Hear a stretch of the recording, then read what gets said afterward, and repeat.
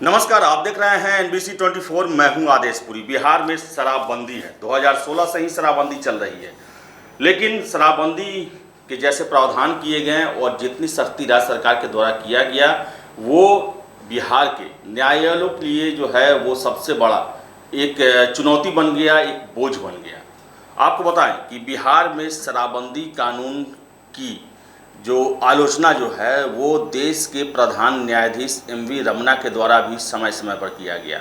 उनके द्वारा कहा गया कि ये एक अदूरदर्शी फैसला है, या फिर इन्होंने ये भी जिक्र किया कि कोई भी सरकार जो है कानून बनाने से पहले उसके इम्प्लीमेंटेशन और प्रभाव के बारे में अध्ययन नहीं करती है। और यही कारण है कि शराबबंदी के बाद बिहार में मुकदमेबाजी बढ़ गई है, न्यायालय पर जो है वो बोझ बढ़ चुका है। कोर्ट परेशान हैं शराबबंदी से संबंधित मामलों की सुनवाई करने में, जबकि अन्य मामले जो हैं उनकी भी संख्या काफ़ी ज़्यादा है।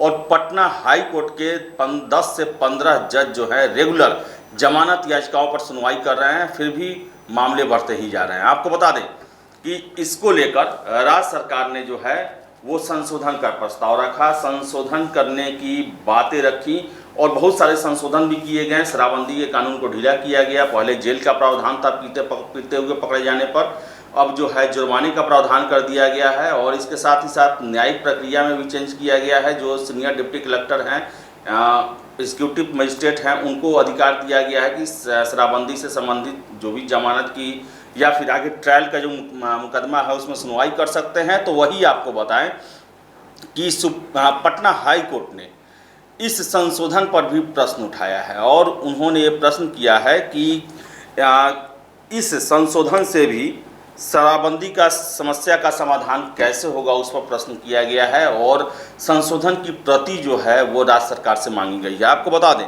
कि पटना हाई कोर्ट ने बुधवार को महाधिवक्ता ललित किशोर की अगली सुनवाई में एक्साइज एक्ट में हुए संशोधन की प्रति पेश करने का निर्देश दिया है। महाधिवक्ता ने कोर्ट में कहा कि राज्य सरकार एक्साइज एक्ट को समाप्त करने नहीं जा रही, इसलिए संशोधन के जरिए कुछ प्रावधानों का सरलीकरण किया गया है। उन्होंने कहा कि वे सोमवार को संशोधन की प्रति कोर्ट में पेश कर देंगे। कोर्ट ने कहा कि पता नहीं संशोधन से समस्या का समाधान कैसे होगा।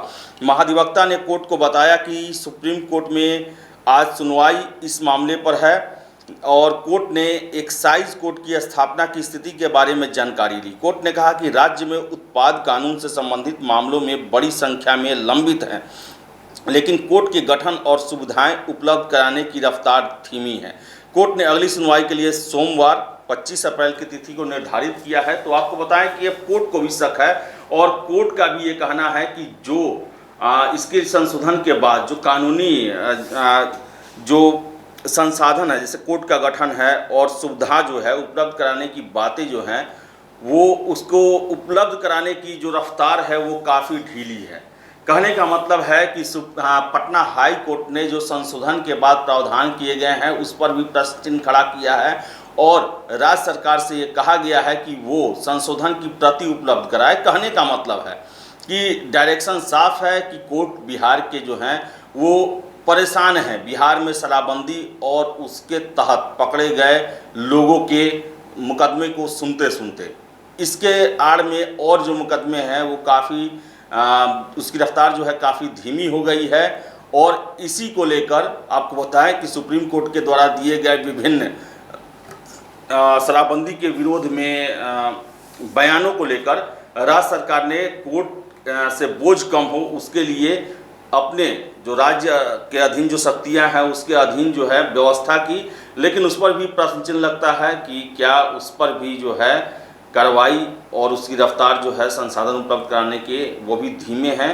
तो अब देखने वाली बात है कि आगे क्या होता है। 25 अप्रैल को सुनवाई है पटना हाई कोर्ट में और उसी दिन क्लियर होगा कि हाई कोर्ट बिहार सरकार के किए गए संशोधन से संतुष्ट है या फिर और संशोधित करने के आदेश देते हैं, या फिर शराबबंदी को लेकर कोई बड़ा फैसला हाई कोर्ट के द्वारा दिया जाता है।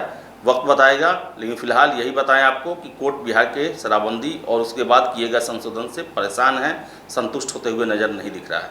तो फिलहाल इस वीडियो में इतना ही। वीडियो पसंद आए तो लाइक शेयर करें, हमारे चैनल NBC 24 को सब्सक्राइब जरूर कर लें। धन्यवाद।